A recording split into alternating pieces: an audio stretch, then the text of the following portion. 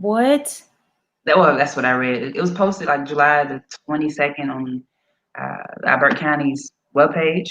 Yeah. That's what they say. I was like, well, this was news to me today. Wow. Okay, Lord. 7 days later from Yeah, when it was posted. Jesus be offense.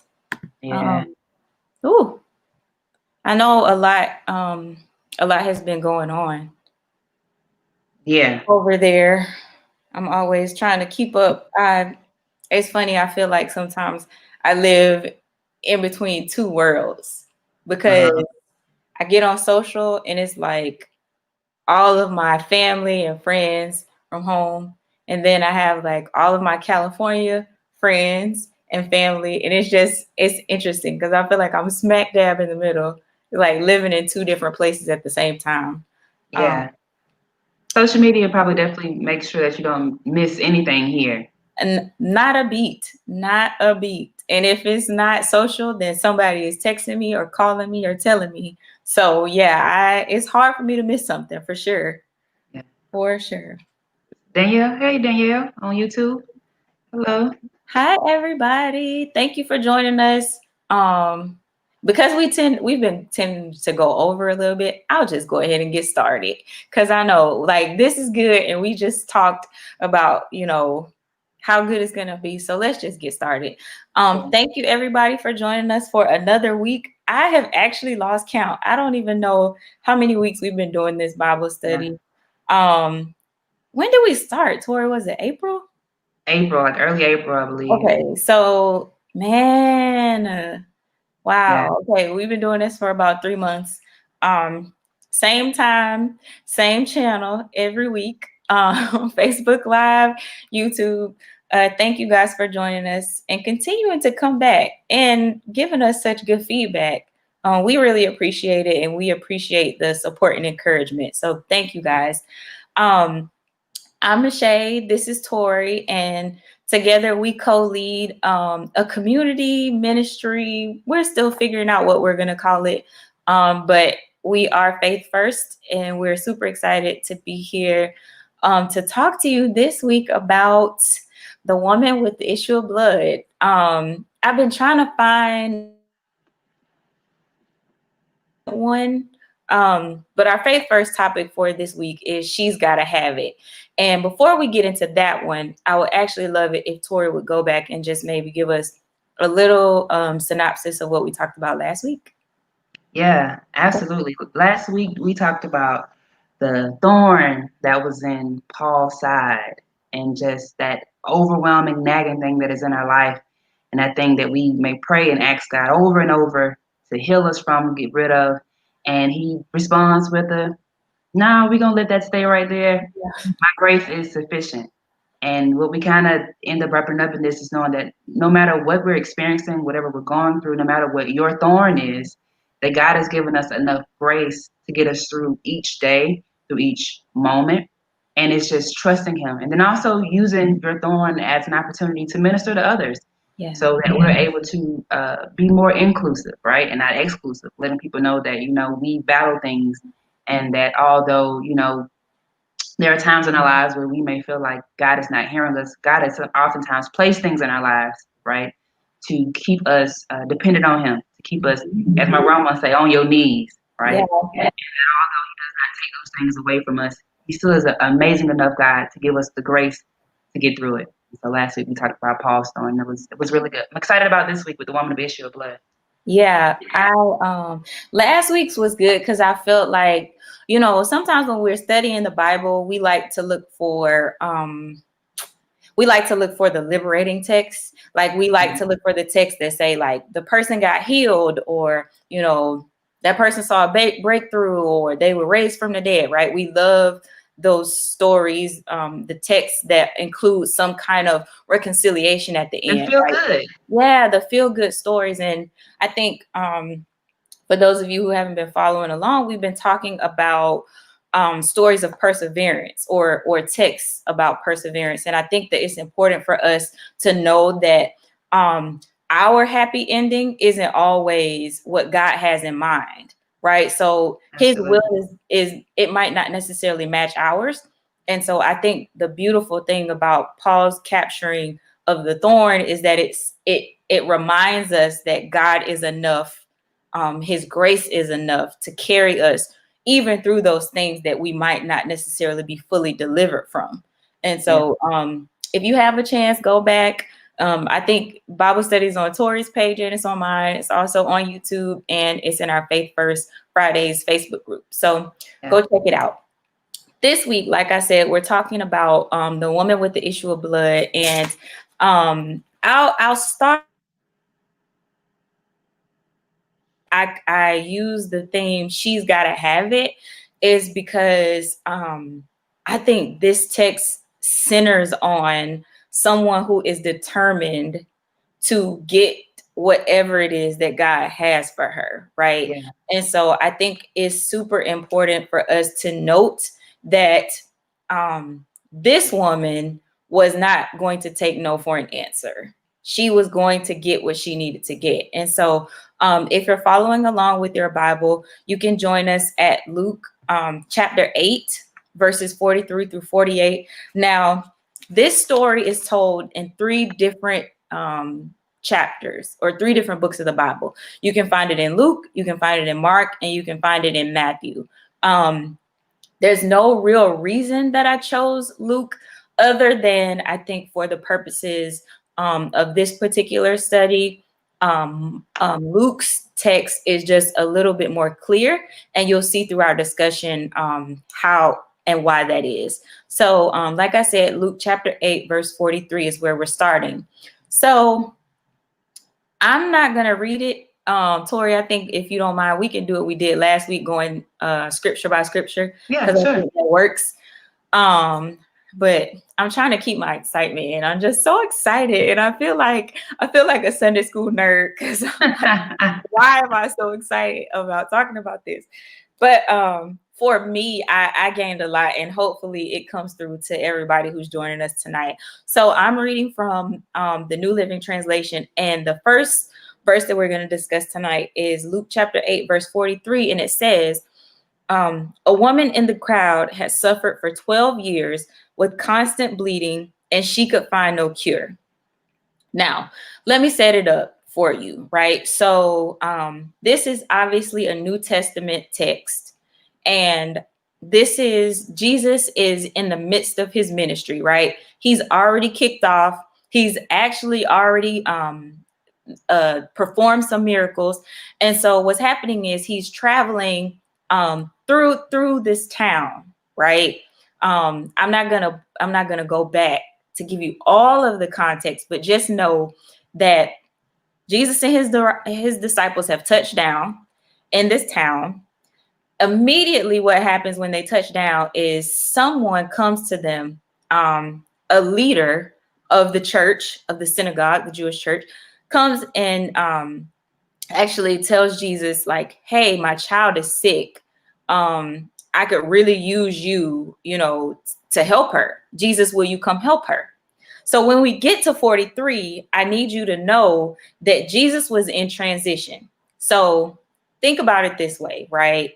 Um, your doctor has just gotten off a plane, just touched down back in the city. As soon as he gets off the plane, gets out to the airport, he's waiting on his Uber, his Lyft. You have to pull up, or somebody pulls up and says, hey, doctor so-and-so, my daughter's sick. Can you come see about her? Now, it's a little bit different, right? Because Jesus, his sole purpose on earth was to become the word, to personify the word. So healing, to perform miracles, to do whatever it was that he was called to do. That's his purpose. Um, and so like the doctor that's just landed at the airport might feel away, right? Because I'm like, man, I just touched down and you already calling me to do something. So that's what's happening. Jesus is in transition. And then we get to verse 43, and it says, a woman in the crowd has suffered for 12 years with constant bleeding, and she could find no cure. We'll actually go on to 44, and it says, coming up behind Jesus, she touched the fringe of his robe. Immediately, the bleeding stopped. And that's where we're going to stop. Let's stop right there. Tori, if you were, I mean, I tried, and I've tried to put myself in the shoes of this woman.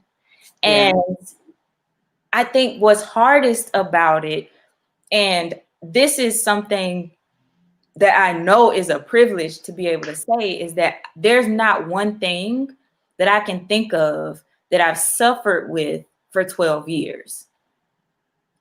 And so when you try to put yourself in this woman's shoes, it's hard unless you've dealt with something that's a chronic illness or a terminal illness. And we know that, or I won't say that we know, there's different takes and different hypotheses about what actually her illness was, right? Right. We just know that she was bleeding, hemorrhaging. And one might even go as far to say, perhaps that she had a menstrual cycle that did not stop, Right. right? I've even seen people say something like endometriosis, right? So Right. again, going back to myself, there's nothing that I've suffered with for 12 years. But when I think about it, she had to be desperate. Um, she had to be. And I don't know if you've thought about that, or if you have any thoughts about it, but it's so interesting to me that she's gone these 12 years. She reaches out, touches Jesus, and it stops. That's like, I don't know. So maybe I think we couldn't put it in the terms of like we've had like a terminal illness or we've been bleeding, but I think maybe there are people who can relate in a sense of maybe they've been trying to have a baby for years, right? Infertility. And infertility, or maybe it's not so much physical, maybe it's a mental Yeah. thing you've been dealing with for years, right? Or sometimes we see people when they lose loved ones spiral out for years, Yeah. decades sometimes, right? So now me, like you said, personally, I can't think of a time in my life where I've dealt with something for that long, right? Maybe the closest thing I can get to it is maybe like anxiety and depression from Yeah. like teenage years to Yeah. now. But even that, it comes and goes, right? It's Hmm. not always an everyday struggle. So I'm with Right. you on saying I can't relate on every day Yeah. having to deal with this, and for that time period being an outcast because of something that is Yeah. beyond your control, Yes. right? Just Yeah. being a social outcast. Yeah, I'm with you. Like I don't have anything in my life, you know, thankfully, knock on wood to my right, Yeah. that I can even relate on that level. Yeah. And I'm glad that you brought up her being an outcast, because going back to providing some context, it's important to note that this woman was not just dealing with this um, on her own, right? Because Yeah, when you dealt with something like this, hemorrhaging, bleeding, you are considered unclean. What that means is that anyone that touched you, anyone that you touched, they too were unclean. So when Tori nasty. uses the word outcast, she truly was an outcast. And we can make, assumptions maybe about the time. We're not sure how she could have been able to conceal this, because I mean, it, the garments may have been different. I'm sure she tried, but she's been dealing with this for 12 years. And we can actually, if we go on further, we'll end up finding out that she has gone to all these doctors, right? So she's gone to see all these doctors over this 12 years time. And this isn't like now where we have HIPAA, right? Where you go to the doctor and they can't share your business. I'm pretty sure that if she's gone to every doctor or every physician in her community, somebody done told somebody that this woman Everybody was know. bleeding.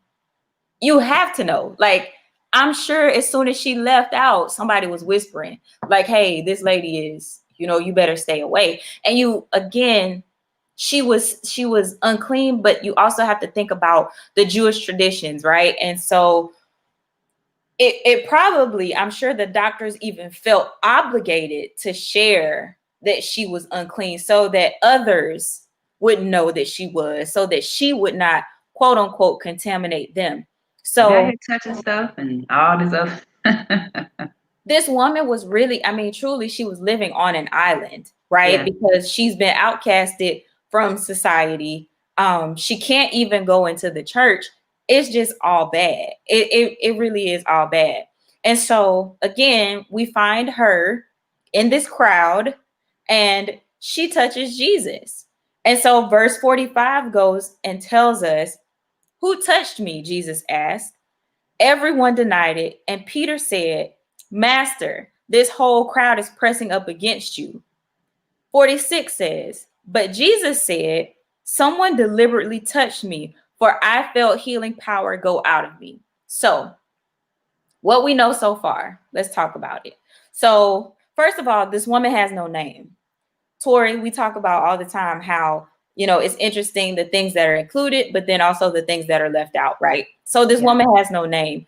All we can assume is that her name, her not having a name has nothing to do with what her story is, clearly, because this text is still being taught today, right? She doesn't need a name. All you need to know is that she had a 12-year issue with blood and she was healed in an instant. And so we know that she's in this crowd. She reaches out to touch Jesus's garment and she's instantly healed. Then we know that Jesus felt it and he asks the crowd, all the people around him, "Who touched me?" Now, if we stop there, Tori, here's where I was saying I got the revelations. So I'm going to try not to get carried away.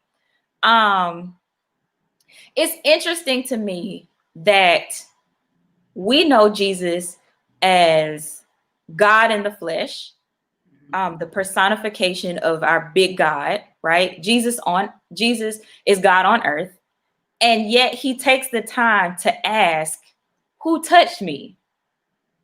And I sat with that because I was like, now if I was in a crowd and somebody touched me, I'm gonna have to ask because I don't know everything.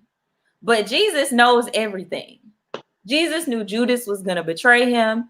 He knew that Peter was going to deny him. Yeah. There's no way that you can tell me that Jesus did not know who touched him. So why did he ask? Why did he ask? I'm throwing it to you because I want to know what you think. Okay. Before I answer that, I should have said this before you started on your revelation. Because this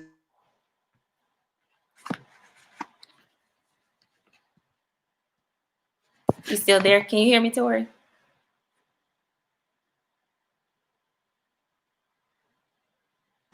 Oh, can you hear me? yeah, absolutely. Okay.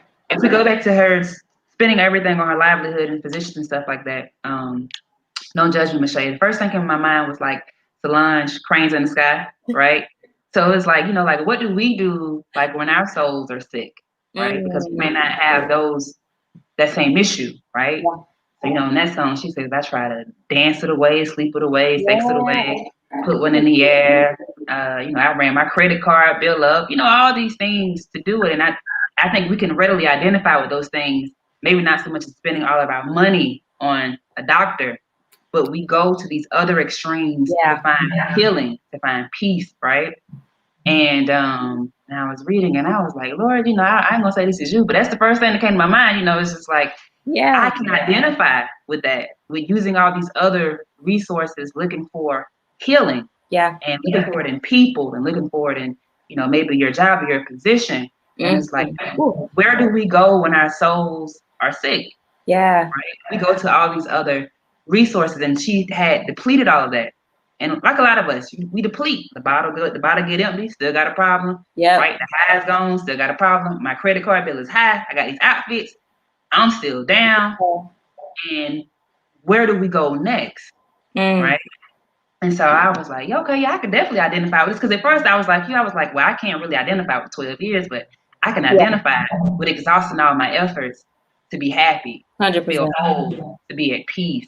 Yep. all those things. But to go into your question, you was like, why do we think Jesus asked the question? Uh, Maybe to identify her, for the audience to see Yeah. her, Yeah. right? To say, not to embarrass her, but to say, I see you. Mm-hmm. I think that would be my take on it. Like, Yeah. what are your thoughts? So definitely that. And I'm not gonna lie, this part made me so excited because I felt like, again, going back to last week when we talked about, or maybe it wasn't last week, anytime that we talked about when someone doesn't have a name, or something is left out. I think the reason that her name is left out, because we could easily drop our name in there, right? Yeah. Like I mean, I initially said I couldn't identify with suffering from something 12 years, but I can definitely identify with feeling like I'm invisible, Mm, feeling like I'm not seen, needing acknowledgement, needing validation, and needing all of these things from God, right? Not just people, but from God. And so I definitely think that Jesus took the time to acknowledge her for lots of reasons. One, like you said, right, to show that this woman is seen, that I see you in your suffering, right? yeah. Not just that I see you and I'm just going to keep going, but I see you in your suffering. And clearly you were suffering because you needed to be healed. And you decided that you were going to take your healing really into your own hands. Another thing that I thought about was what we initially talked about with her being an outcast and her being unclean. I'm positive that people in the crowd knew this woman too, knew her to be unclean. And almost I feel like Jesus acknowledged her so openly, so publicly, to say, this woman that you guys have outcasted is healed. This woman that you guys have talked about behind her back, have shunned her, have considered her, dubbed her unclean, I am accepting her. And not only am I accepting her, am I acknowledging her, am I seeing her, but I'm healing her. And I did it in an instant. I guarantee you that somebody else in that crowd was looking for something else. They needed a healing, a blessing, a come up, or whatever. Yeah. The fact that Jesus would go out of his way to acknowledge her. Now, we just talked about Jesus is in transition, right? So he's moving from the boat. They just got off the boat. He's going supposedly to Jairus's house, and he takes the time to stop and acknowledge this woman, this unclean woman. It made me think about, the word tells us that we are all but filthy rags, right? And I Right. think sometimes we get to a level in the faith where we forget that. And so it's like, oh, those people over there, I don't do that anymore. So I'm not associated. And Hmm. then it's like, oh, you get another level and it's like, oh, I definitely don't do that anymore. Let me put some space between us. I don't want to be seen out with them, or I don't want to be associated. And it's like, God looking at all of us because we in the same boat. We are in the same boat together. We are.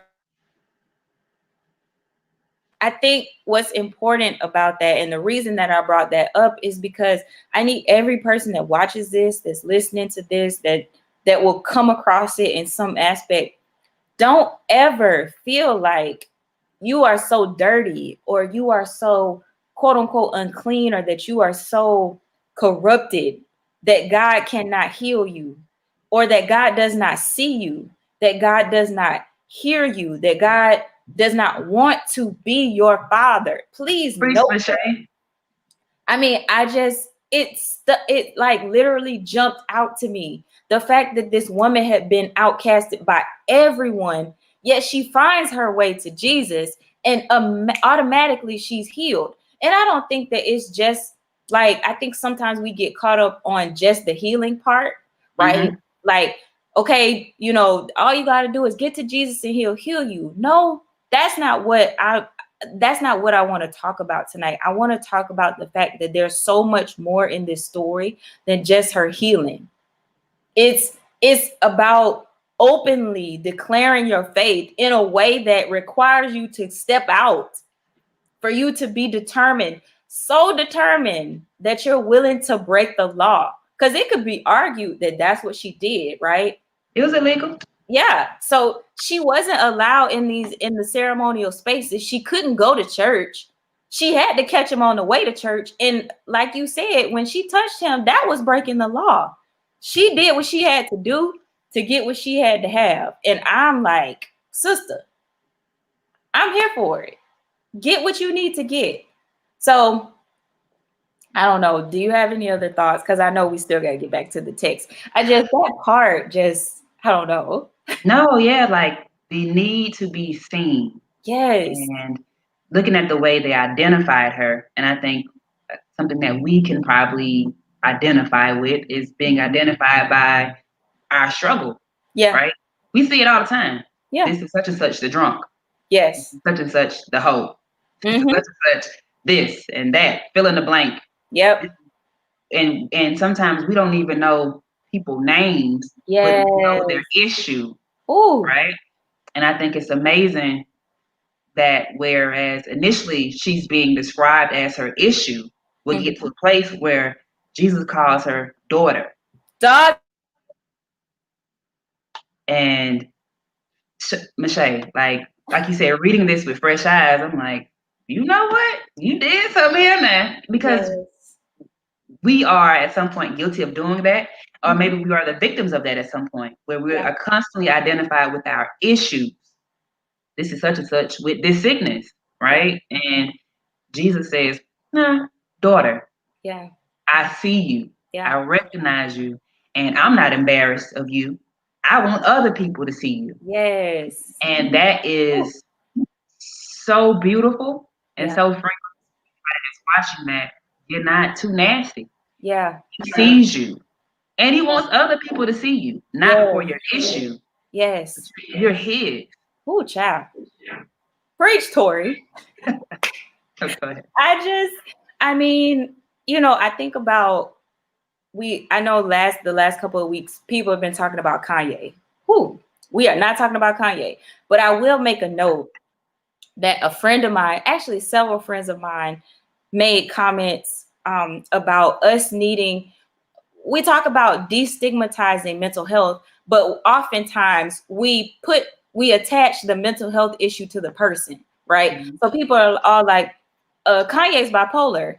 Okay, yeah, but he's not bipolar. He's suffering from a bipolar disorder, right? Yeah, So yeah. separating the person from the issue. And I think that when we really do the work to separate the two, we start to realize that there are roots underneath, right? So we all may have a thorn, but that thorn is attached to a root, and that root could be any number of things. It could be a trauma that we experienced in our childhood. It could be grief that you mentioned. It could be it could be lots of things. And we just need to be careful not to shun the person with the issue, because when you shun the whole person, it doesn't leave any room for them to come back, right? To Mhm. come back healed. And so I love the fact that Jesus didn't find it too inconvenient, or he didn't find himself in such a rush that he would just let this slide, that this woman had touched him, because he could have, right? We already said that he was on his way to see about Jairus's daughter. And when you think about that, Jairus, in the hierarchy of important people, he's probably at the top of the list because he's the leader of the synagogue, right? Gotta go see him first. And so for him to stop, he knew what he was doing. Like there's no reason that he knew he had healed her also. So he could have just said, okay, well, she got what she needed. Let me go on. But Jesus is like, no, no, no, no, no. I need the person who touched me to come Hmm. forth. I need these people around to see her, and I need them to see her healed, and I need her to see herself seen. Yeah. Like I need everybody here to be a part of this, not just between me and her, I need everybody to see that she's been healed. And I think that this also goes back to focusing and really understanding the power of the testimony. Mm-hmm. Because this woman had been dealing with this issue for 12 years. And like I said, she was instantly healed. Yet she is really being given a platform at this point to say and show herself healed in a way that, I mean, I can't imagine what it's like or what it felt like for her to know that she had been down this road all this time, exhausted all her resources, like you said. So she doesn't have any more money to pay any more doctors. The doctors probably done spread, broke all the HIPAA rules. But here she is talking to God on earth, the living, breathing Savior, the Lord, right? She's talking to him. And I mean, I don't know. I'm not gonna lie. I don't know what I would do. I would probably freak out a little bit because, knowing that you're an outcast, knowing that it's illegal for you to touch or even be in the midst of all these people, it feels very much like something that she should be ashamed of. But Yeah. Jesus makes it okay. He made it okay for her to say it. Like, man. I mean, just listening to that, how freeing that is for somebody else, right? Where it says, exactly where it says, and she was like no longer hidden. Yeah, And how many people every day feel girl. unseen, unheard, untouched, right? Whew. And here we're saying, Jesus, the highest of the high, we don't get no higher, None. right? He sees us, Yeah. even when everybody else sees us as being nasty, Yeah. even when other people don't want nothing to do with you, Yes. even when they whisper and they talking about you. And what they saying is true. She was nasty Ooh. for that time, right? Because we Yeah. talk about people lying on us, but then sometimes they be telling the truth, Yeah. right? And we have these issues, but he's saying, I see you, daughter. Yes. I see Ooh. you. And you know what really touched me, Michelle, was rereading it was Jesus had to have being bumped. It's a crowd of people, Yes. Like the club. right? Yeah, yeah. I mean, we just excuse me, excuse me. I didn't step on your shoes, right? And he stopped because hers wasn't just a bump, right? Yeah. So thinking about this in the mindset that we bump Jesus all the time, Oh, right? girl. We bump him going to church. We bump him in a little light prayer. We might be bumping him tonight in Bible study. But to touch him, Yes. there is a difference. Yes. Just bumping into him, because again, we do that all the time. And we Mm-hmm. have to differentiate. They're not the same.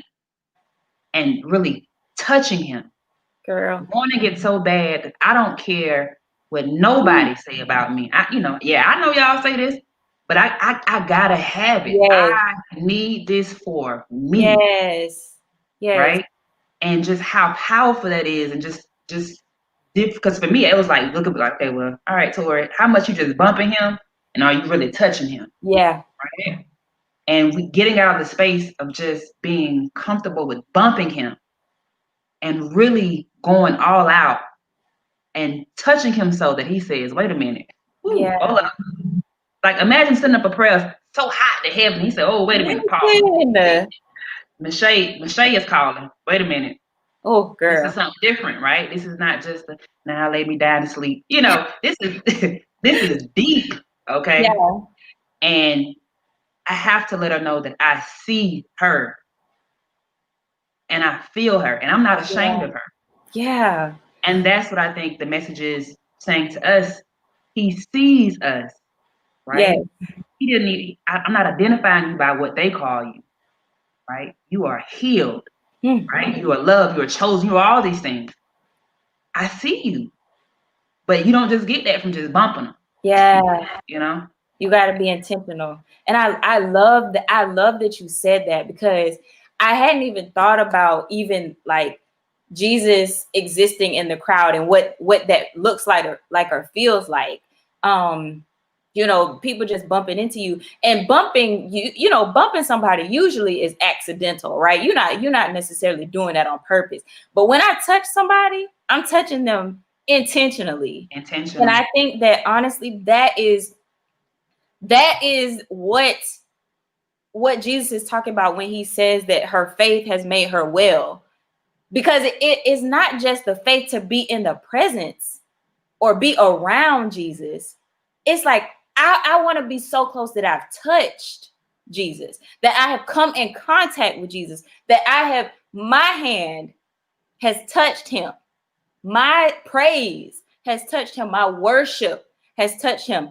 Her faith making her well was just, was almost like the beginning, right? It was like the prerequisite. She had to have the faith to even go out there, to be in the area when Jesus was passing by.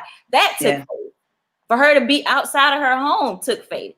But for her to go and touch that man's garment, bold, girl, that is bold. And I think that when we talk about perseverance, and we talk about people pressing on, people pushing past the circumstances, this is the perfect text to know that nobody can keep you from what God has for you, period. nobody. Not one person. And I think that a lot of us need to get that really deep into our spirits, because we get caught up. We see it on social media all the time, right? People talking about other folks. I call it passive aggressive, the passive aggressive post. They like, I know y'all be talking about me, but I'm gonna get what I'm gonna get and all this stuff. And it's like, you don't even have to say that, honey, because what God has your name on is coming for you. It doesn't matter what they say about you. And I this is something that I'm learning even more so in this season of my life, that what is for you won't miss you. God won't let that happen. Yeah. Especially when you've been sharpening your faith and you've been in your word and you've been working. God won't let you down like that. He No. won't let you. Guess what? On that 21st time, if it's meant for you, it's coming to you. You don't have to go out and buy a billboard for it. You don't need a landing strip for it. You don't need to send your address for it. It's coming knocking on your door. Please know that, and please understand that there is no person who can stand in the way or in between what God has for you. Nothing. So you saying I ain't gotta move in silence? They gonna stop Girl, me? I mean, if we want to talk about humility and things like that, then yeah, you might want to move in silence. But what I'm going to say though is that even if you get a little bit cocky and maybe fall off or out of character, if it's for you, it might take a little bit longer, but it's still coming back to you. And I think that it's so important for people to hear that and to know that and trust God. Trust God. Trust God. Trust him. Y'all, trust him. Yeah. Something that I've been thinking about is, and I'm not gonna lie, it's caused me a great deal of anxiety.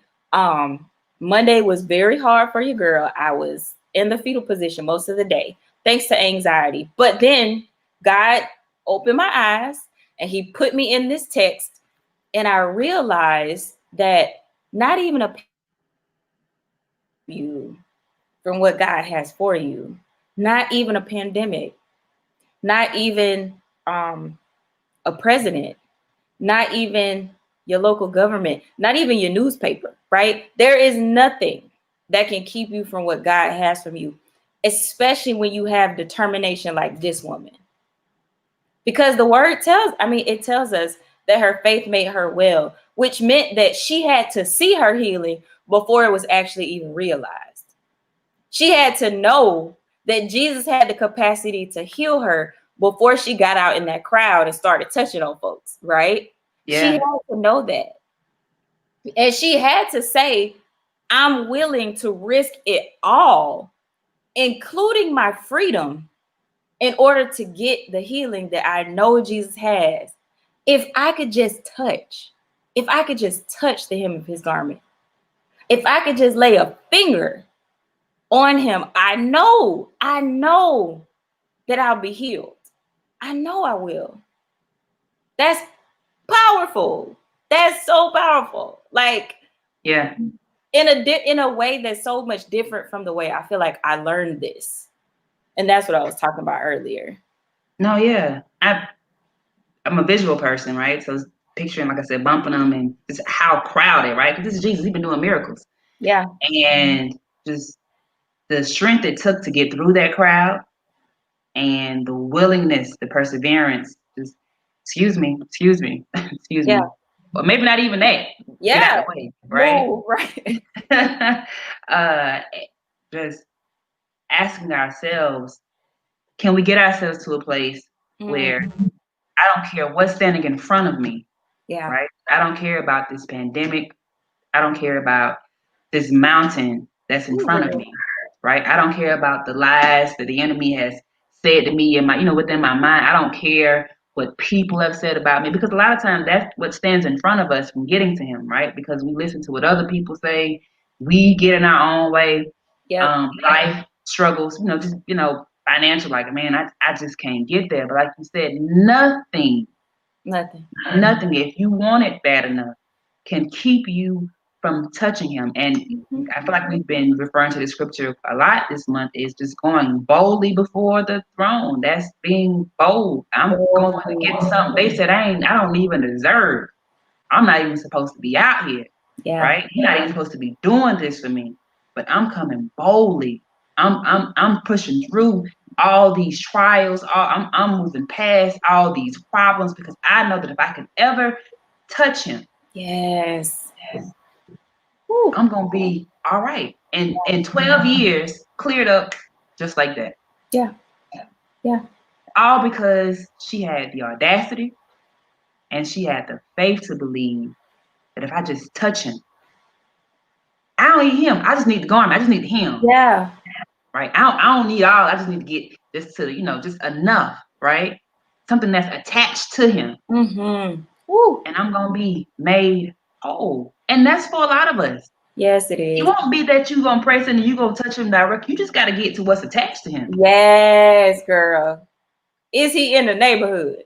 Come on. Is he on if he on Michelle, if he at Michelle House, he close. Close Yes. enough. Let me tap in. Yeah. Close enough. And that's the thing we're thinking that a lot of times I believe that I almost like God got to show up, like not physically, but right Mm-hmm. here at your door. Yeah. No, he at my neighbor house healing somebody.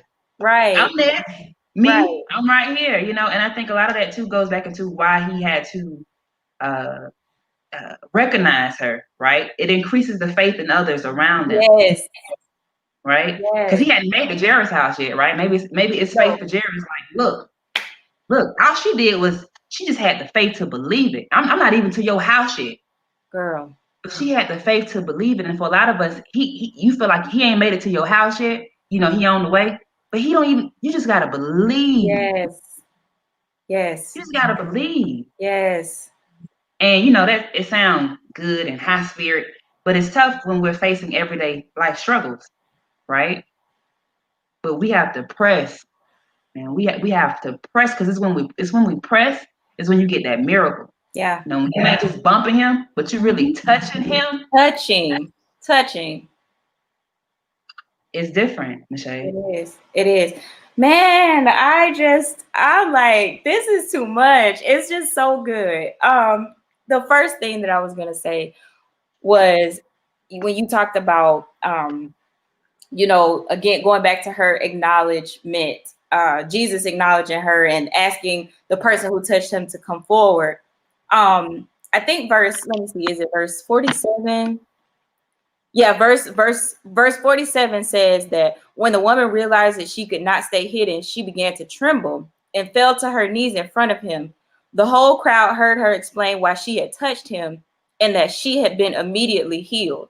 So that confirms right there that we were right in that the fact that Jesus acknowledged her and had her come forward so that she could give her testimony. But right after that, verse 48, you've been saying it the whole time. He acknowledges her as his daughter. Daughter. Your faith has made you well. Go in peace. So that's for everybody else watching and listening, right? Oh, daughter, what I got to do to be a daughter? You know what I mean? What do I have to do? Okay, you said her faith made her well. Bet. Now you've not only just healed this woman, but you've planted a seed of faith in every other person in the atmosphere.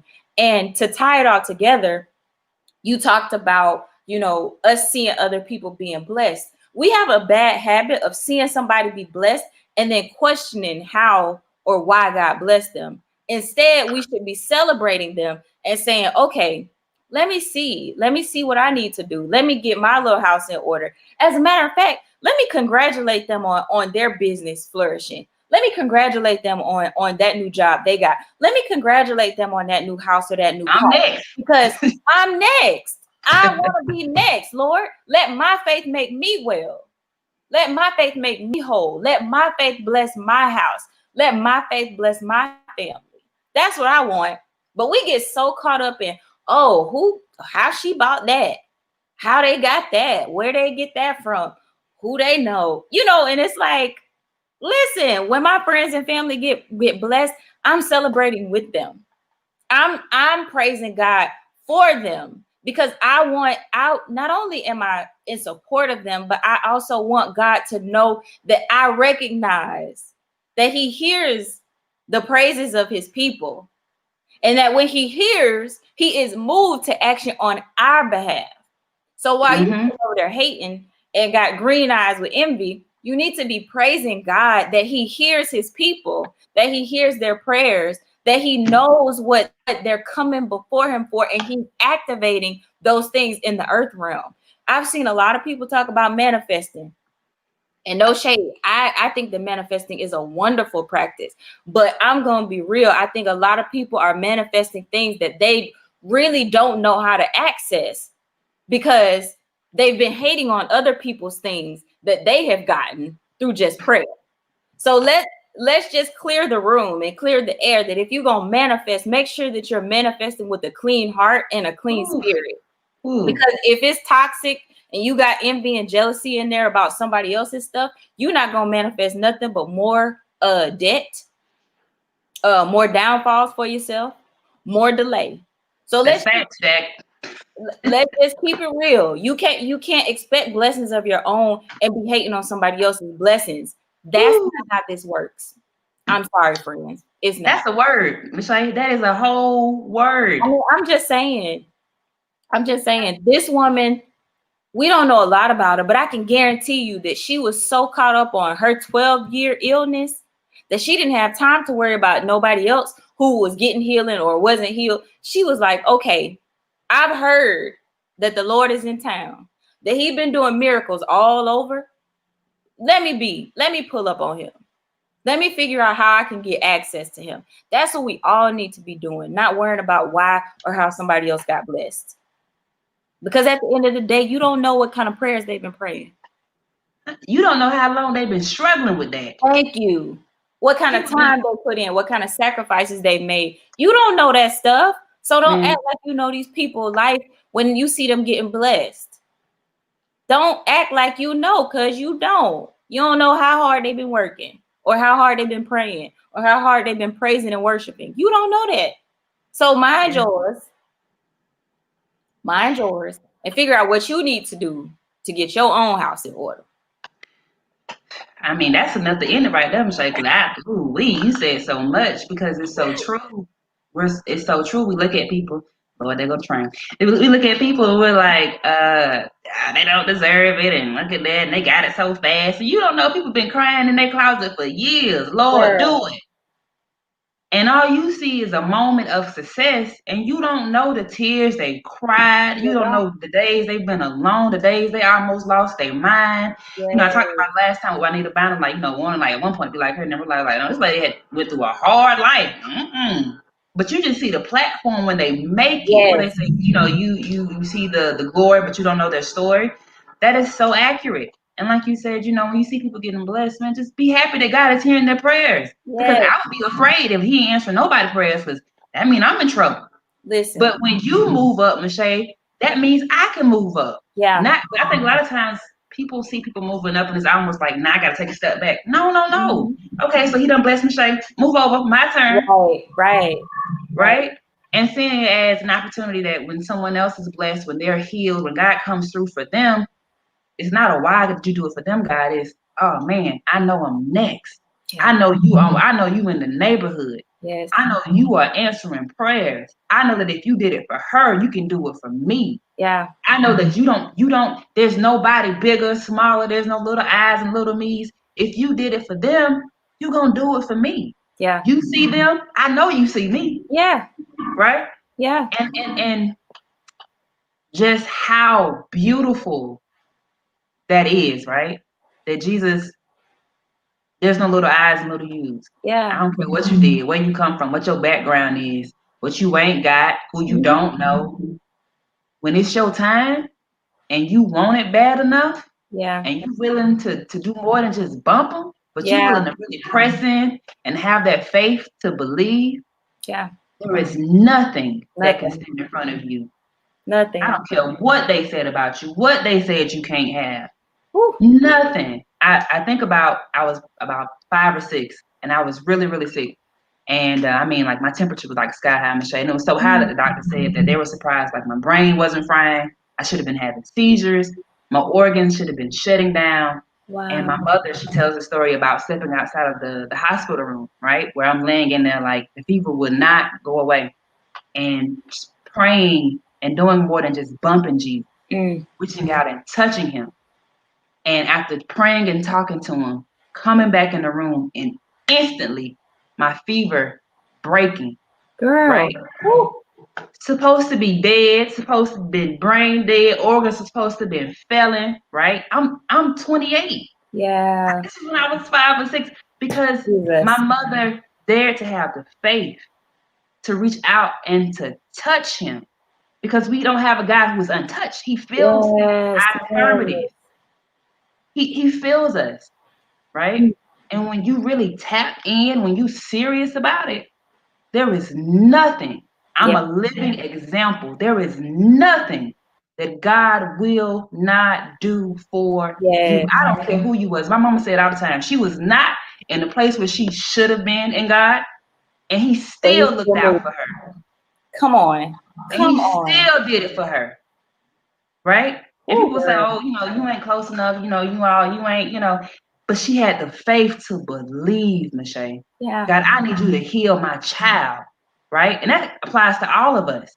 God, Yeah. I need you to work in my marriage. God, I need you to come through right here at this. I need this. Yes, Lord. Ooh. And tapping into and having such the faith that instantly, I'm not telling you what I heard. I lived this. Yeah. Instantly, the fever broke.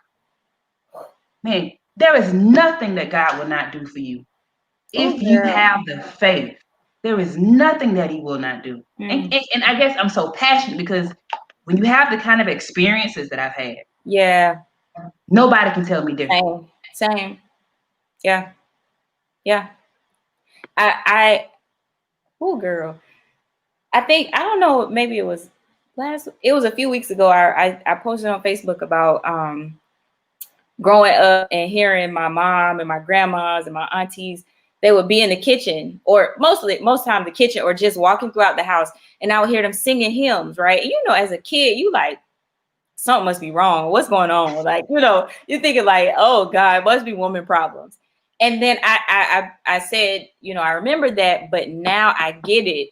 And it was like, it's their communing, they're touching God, they're spending time with God, they're fellowshipping with God. And I get it because I don't have to turn the TV on I can if I want to, but I don't have to turn the TV on because I'm so preoccupied with spending time with God. And I feel like in this pandemic, I've been pushed into God, right? It ain't just Yeah. like you touch it. You like, okay, Lord, let me lean all the way in because I need to make sure we on one accord here. And so I think about that, and I think about you talking about the story with your mom, and it just makes me think of how awesome it is that we have direct access to God.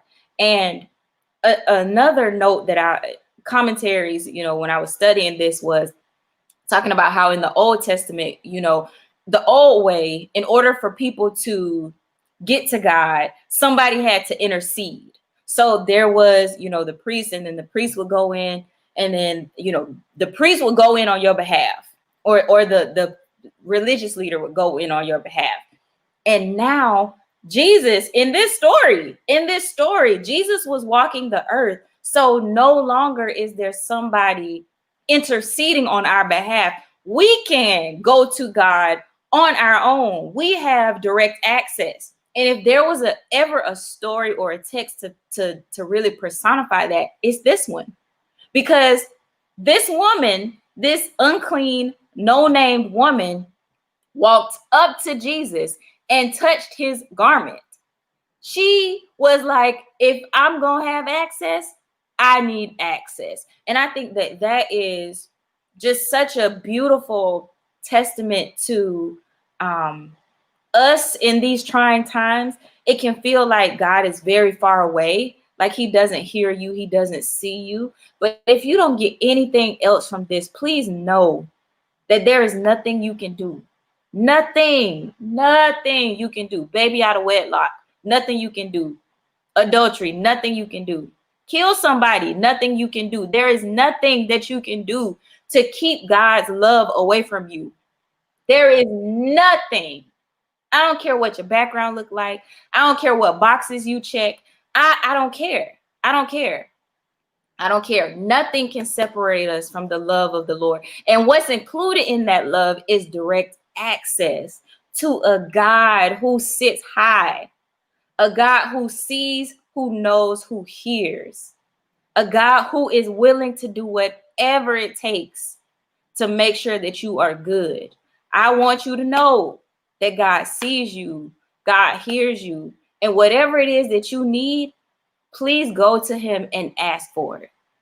And don't just ask for it. I want you to believe in the asking. I want you to be so passionate about the asking that God is like, oh snap, let me hurry up and figure out how I'm gonna get this to her. Like, that's what I want. I want us to be passionate in our prayers. And I really believe that if we became passionate about our prayers and we believed what we were saying, the world would change. It'd be like COVID-19 who? Cancer who? Climate change who? If we all did it, together. Listen, Tori talk about her grandmother, mama. Can you imagine? I don't know. I don't know. But we got to do something. We need to be praying. Tori, I know we're almost at time. You want to close this out? I mean, I think you just did, right? No matter how bad we are, right? God is still good, and His love surpasses all of our issues. Yeah. Whatever we're facing, we just have to be willing to push past that crowd, those issues, those problems, whatever life is throwing in front of us, Yeah. and to have the faith to believe, to reach out and to touch Him, and know that, like my mama said, I wasn't in the place where I should have been in God, but I had the faith to believe. Yeah. I was crazy enough to ask Mm-hmm. God to do something for me. You got to be crazy enough to ask God to do stuff for you. Michelle said this weeks ago about asking God to break the system for you. We don't stop. I don't tell you how to pray, but challenge your prayers with it not just being simple stuff. Like, go big and believe it when you ask for it. Yeah. Right? It is in your faith that we are healed, that we are made whole. And knowing that no matter what your background is, no matter where you come from, it's not what they called you, because in the beginning she was the woman with the issue of blood. When that story ended, she was daughter. And that's who you are. You are His. You are chosen. I don't care what they say. I don't care even how you feeling. You got to challenge your own thoughts and feelings. You are His. Yes. And He sees you and He loves you. Yes. He's just waiting on you to have the faith to believe that. Oh, Lord. I This was just, good. this was so good. Oh my gosh. I needed this. So if nobody else was blessed, I was blessed. I Yeah. needed this. Like I said, if you joined us late, the text obviously is around the woman with the issue of blood.